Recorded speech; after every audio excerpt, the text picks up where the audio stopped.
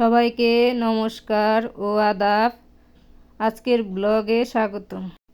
এখানে বাবা সবজি পালান নিড়াইতেছে, আমাদের পাশে থাকুন, দেখেন কিভাবে সবজি পালান নিড়ায়। কাছে ও দূরের বন্ধুরা কেমন আছেন? আশা করি ভালো আছেন, আমিও ভালো আছি।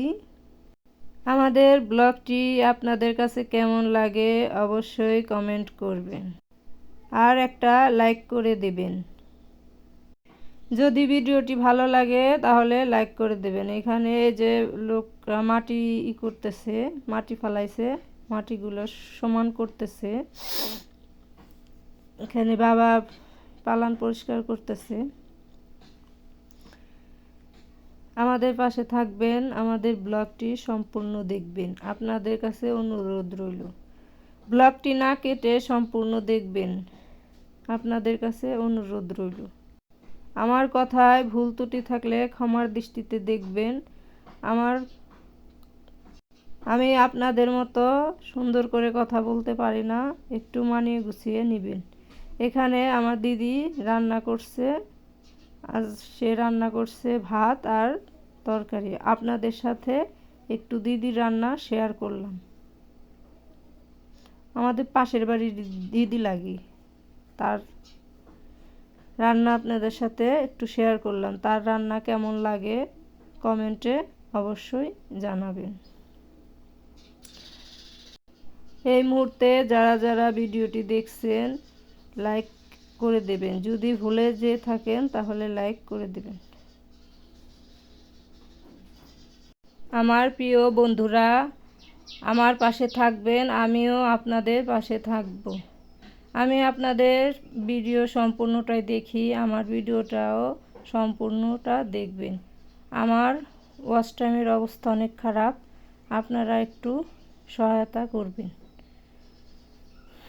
এখানে যে দিদির ভাত হয়ে গেছে, সে এখন ভাত তেনুরি দিয়ে নামিয়ে রাখলো, এখন তরকারি রান্না করবে।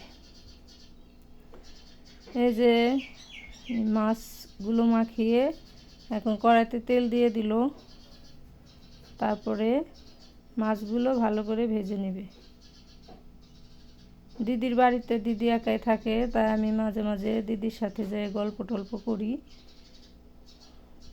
ওই যে তেজপাতা ফোড়ন দিছে,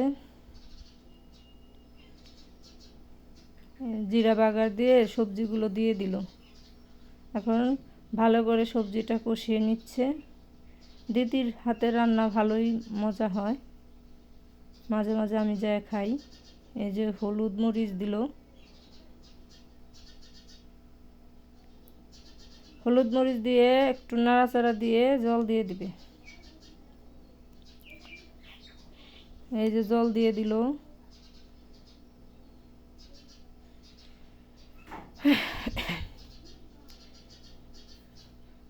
আমার ভয়েসটা অত ভালো আসে না, আপনারা মনে কিছু করবেন না।